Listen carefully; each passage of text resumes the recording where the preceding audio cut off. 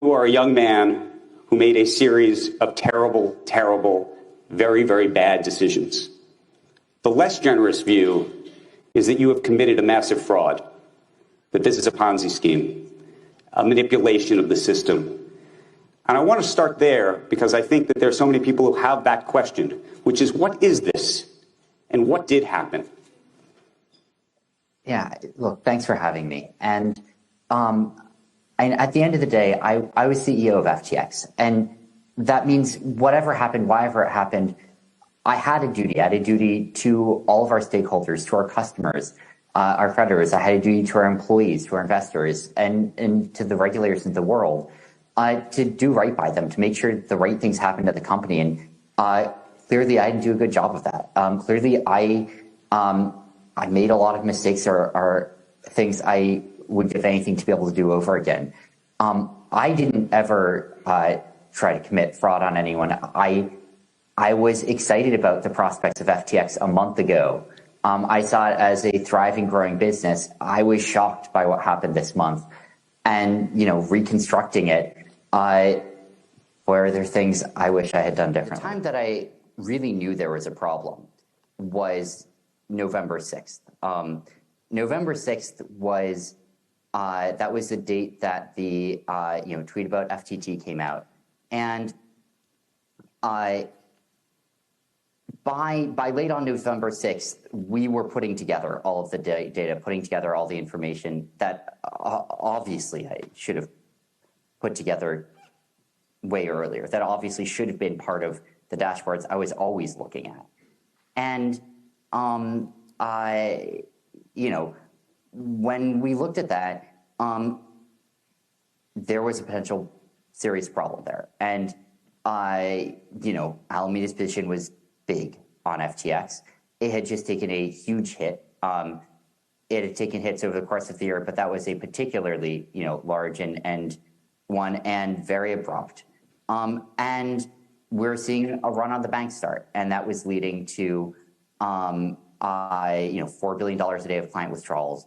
At that point, we started calling prospective, sources of financing because I was nervous about what was going to happen there.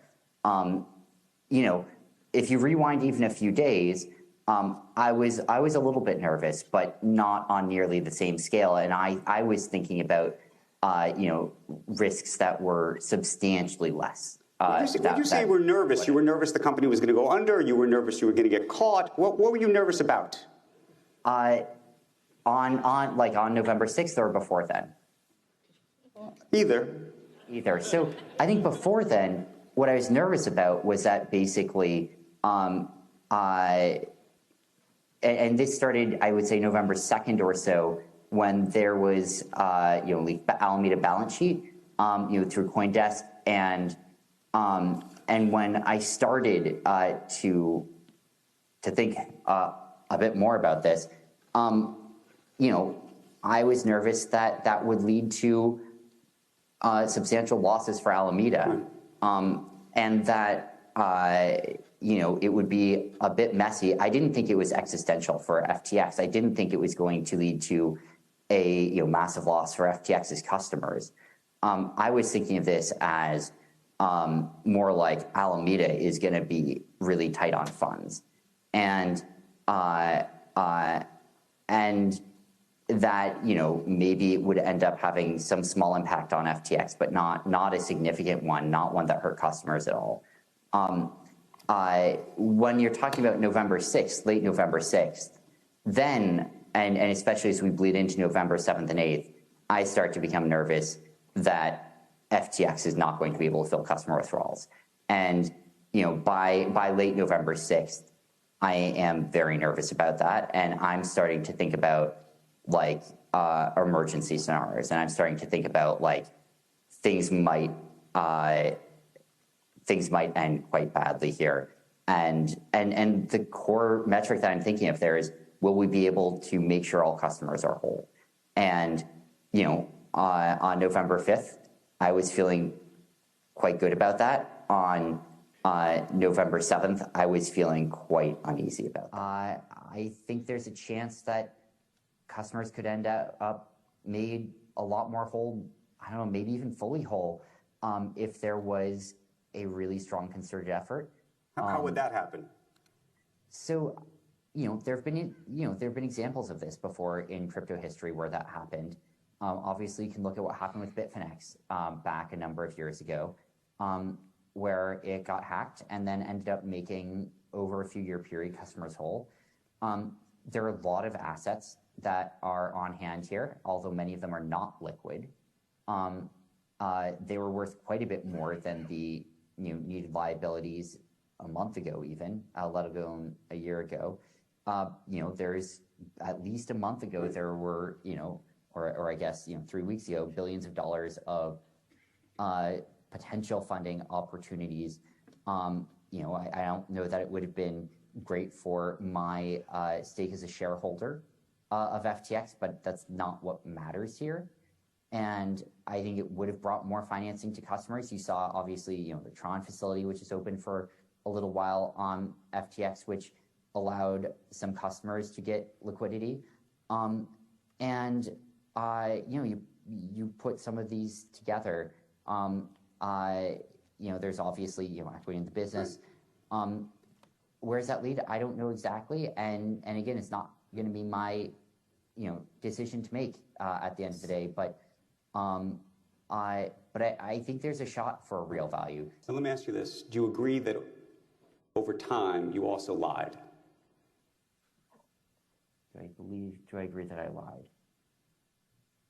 I don't know of times when I lied. I think, look, there are certainly times when I was acting as a representative, as a marketer for FTX, and when I was looking for how can I, in a way which is truthful, but paint FTX as compelling a way as possible, as exciting.